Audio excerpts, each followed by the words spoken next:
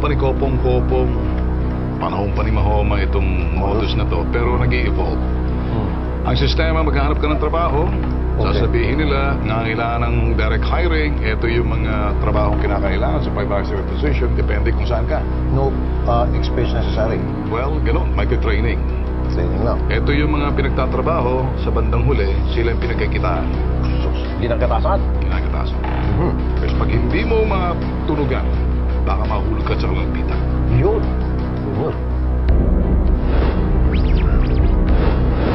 Nakakainis na nakakagigil talaga. Makikita mo din yung nakakaawa yung mga tao na naluloko nila.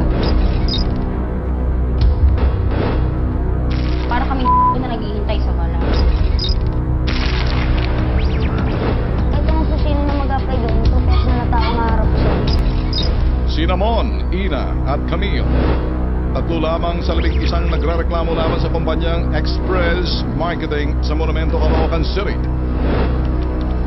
Base sa profile ng kumpanya sa isang social networking site, isa itong direct hiring company na ang negosyo, pagbebenta ng kitchen appliances.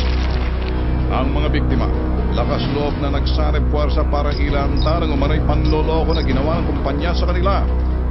Sa Facebook lang namin nakita yon. Direct hiring kasi siya, one-day process. Kaya syempre nainganyo kami. Sa una, aakalain mo raw na tipikal na trabahong iyong papasukin. Pinangakuan kami na may trabaho talaga. Pinapa-take lang kami na exam. Pero ang exam at interview na iyong dadaanan, pain lang pala para hindi ka makawala sa kanilang bitag.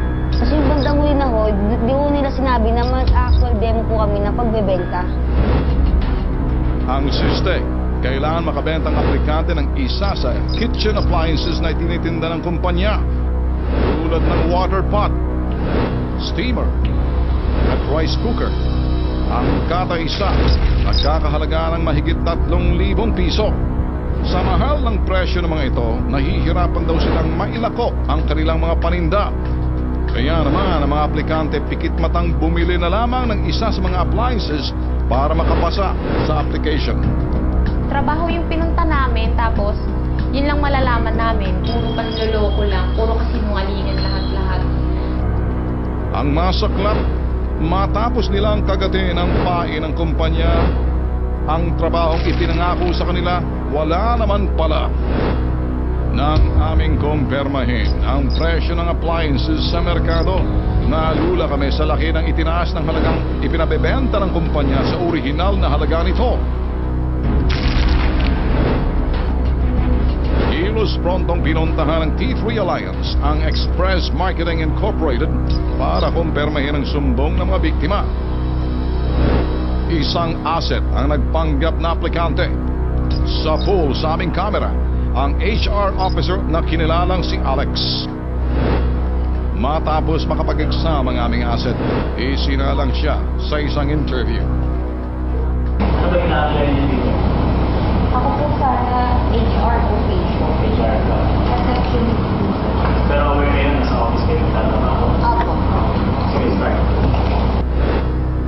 Pero ang house show na aplikasyon, hindi lang pala isang tao ang nagpapaikot. 3H yun, di ba?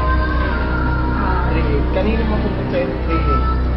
Ipinasa pa ang aming asset sa 2 dorobong ito na nagpakilalang bilang Hinera Duke. Ang huling prosesong pagdadaanan daw ng aplikante para makapasa sa kanilang kumpanya ang magbenta ng produkto nila. Kami bibili. Depende po yun, ma'am. Kasi kaming dalawa dati, nag-apply kami, kami na po. Kung binayaran niyo, may OR po yan. At ang usual tool dahil lalantad natin, ito yung mga sa job seekers na naghahanap, mag-iingat dahil pagdating mo sa loob, ang trabaho mo pala ay hindi yung sinasabing posisyon, kundi magbebenta ka nito, kondisyon para kay makuha. Kaya yung iba, ginagawa, sila na mismo bumibili. So wala talagang trabaho. Wala talagang trabaho. Pero yung ASICS na yan na yun. Sige. So gawan niyo na lang ang paraan. Mabulaklak magsalita, tila gamay na ni Duke ang kalakaran ng kanilang kumpanya. Sulat mo yung name ng buyer mo, is yung address ng buyer mo and then yung product mo. Ang kukunin ng buyer mo. Can I have 2 resume, sir? Ay, resume. Akin na muna pala yung down payment. Matapos bilugin ang ulo ng aming asset, ang perang isinuka niya, mabilis pa sa alas 4 kinuha ni Duke.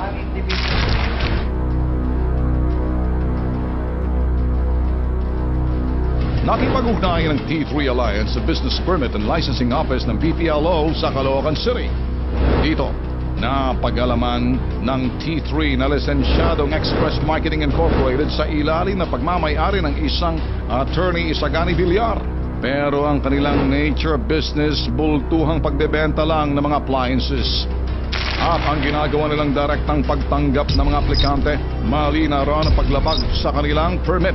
Kasi pag wholesaler, dapat may produkto lang sila na ibebenta doon. Ang ginagawa kasi nila, yung actual na negosyo nila ay manpower. Kung mali yung dinideklara nilang line of business, eh pwede nating isara.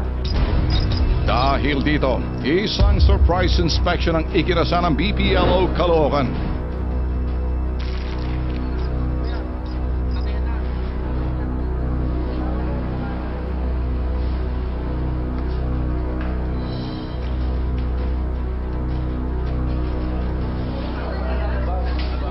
Walang databang. Kanya-kanyang pulasan ng mga empleyado. Pwede ba may camera po? Huwag kang umiyak sa akin. Tutuloy-tuloy sa akin ang sinasabi ko sa'yo. Ma'am Beth, huwag po kayo lumabas ha. Naaktuhan namin ang ilang aplikanteng kasalukuyang ginugoyo nila. Sino po yung may-ari nito? Si Atty. Sagani Villar. Sinubukan naming harapin ang may-ari ng Express Marketing Incorporated pero wala raw ito sa kanilang opisina. Alam niyo po na pinagbibenta niyo yung mga aplikante. Oo, alam po niya. Alam niyo po na hindi ganun yung nature of business. Oo. Alam niyo? Bakit niyo po ginagawa? Susunod na po ako sa management. Sinunod namin sa'yo, niloko niyo kami. Tapos ganun lang talaga gamin. Pera namin. Nakita niyo yan. Ang ilang empleyado naman, maring itinangging nanloloko sila sa mga aplikante. Totoo ba yung allegation sa'yo? Ma'am, applicant lang ako dito. Bago lang din ako.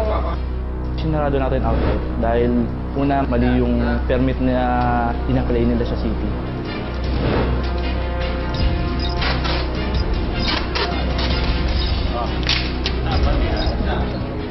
Yan ang sinasabi natin mga job hiring na silo, lambat, patibong. Bago yun.